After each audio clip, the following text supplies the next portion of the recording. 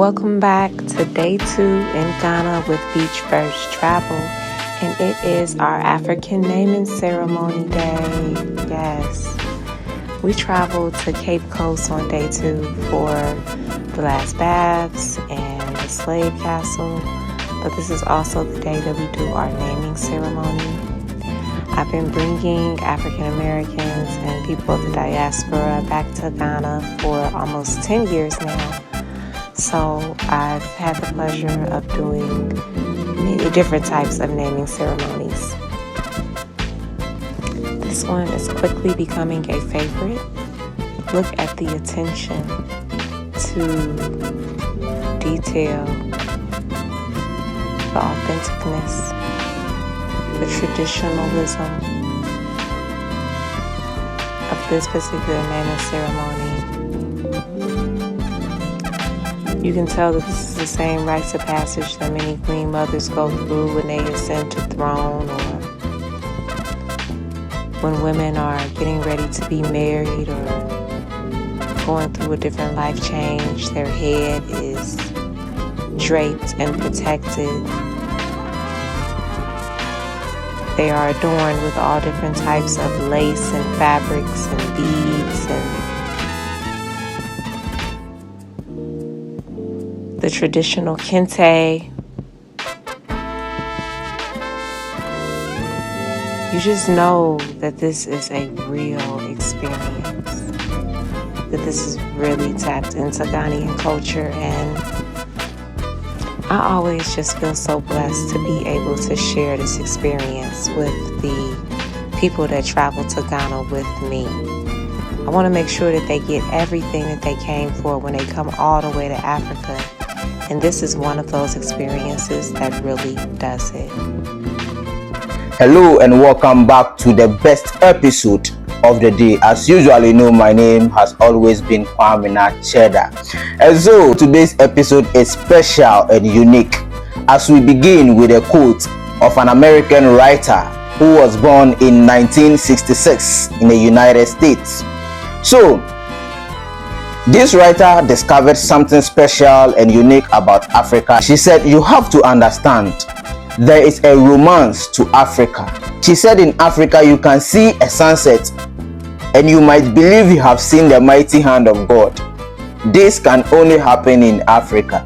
She said, "In Africa, especially in the midday, is when you can see the blisters in the atmosphere." The last thing that she said and discovered that always put goosebumps all over my skin is that when you are in Africa, you feel primordial, like you feel ancient, you feel like in the beginning of creation you were there. It is only in Africa that you have that feeling, that bragging right.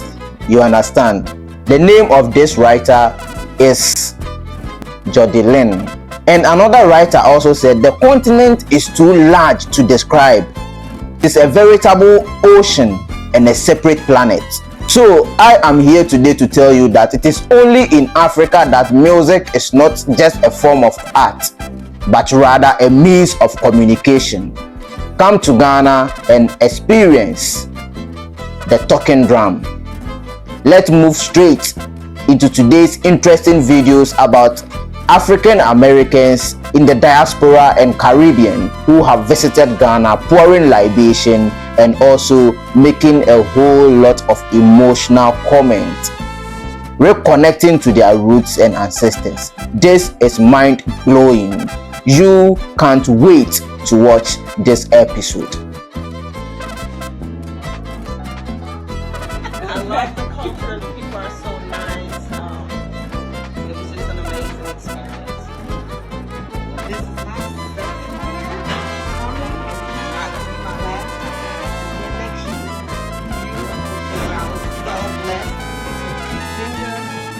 to actually get this tour together. So thank you so much, Beach First Travel. All of the staff was amazing. Yes, We had a great time. Yes. Zeta and her staff are amazing. Amazing. She's an amazing host. Amazing.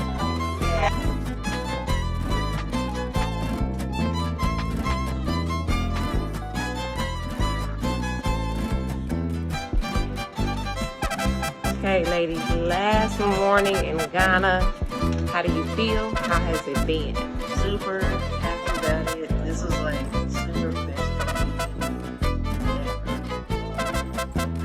like I'm like it is like a automatic home. Really is like, and I've heard people say that. Alright, so like it was a great experience.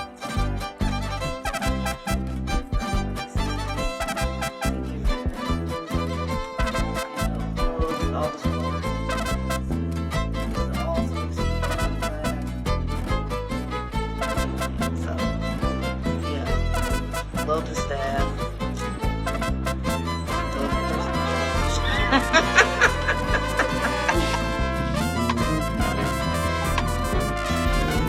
Welcome back to day 2 in Ghana with Beach Birch Travel, and it is our African naming ceremony day. Yes, we traveled to Cape Coast on day 2 for the last baths and the slave castle, but this is also the day that we do our naming ceremony. I've been bringing African Americans and people of the diaspora back to Ghana for almost 10 years now. So I've had the pleasure of doing many different types of naming ceremonies. This one is quickly becoming a favorite.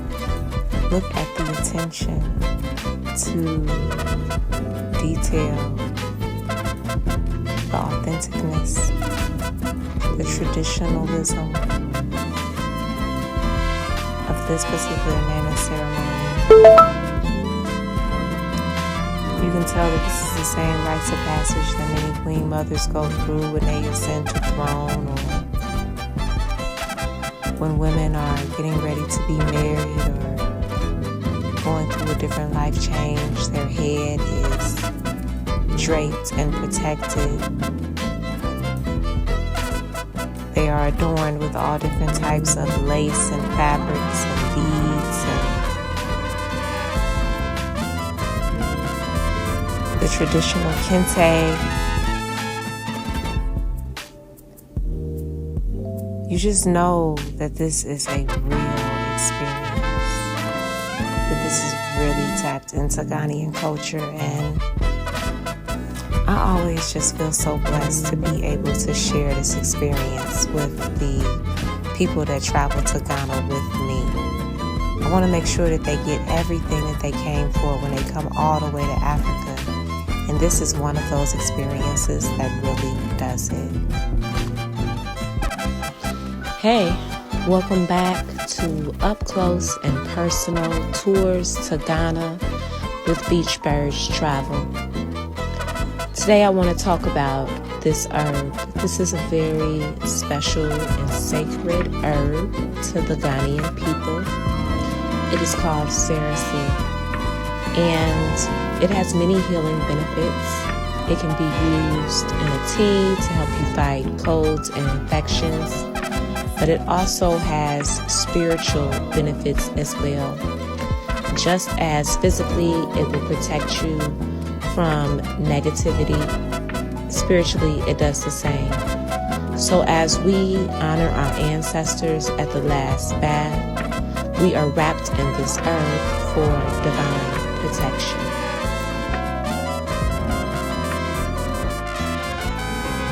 Many of my contemporaries, role models, but especially ancestors, have a name that brings the tongue to worship. Names that feel like ritual in your mouth.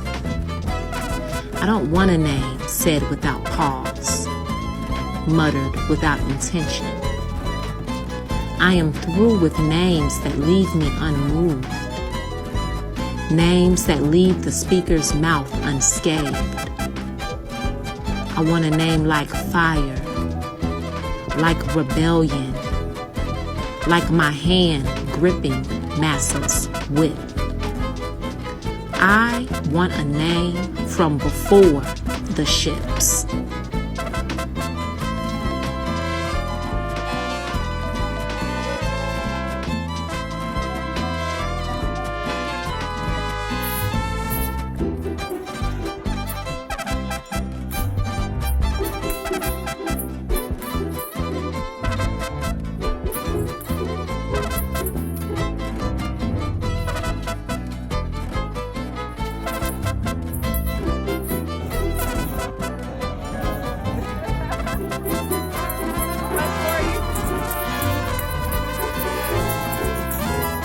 And so, after watching this episode and the videos displayed, I would like to leave you with a comment made by Karen Blexen. She said, "Don't let the media or the thoughts of others influence your view and impressions of Africa. It is a wild, beautiful, raw, dynamic place that you have to see and experience it yourself. Here I am, where I belong." She is not an African. She is a Danish author, best known for Out of Africa. So she wrote that book, a novel, entitled Out of Africa. And this was her account of living in the eastern part of Africa, Kenya, of which their capital is Nairobi. Once again, my name is Kwame Nacheda. And if today is your first time watching me on this channel, please do well to subscribe and share the video for others to get access to watch. I wish I see you in the next one. I am out.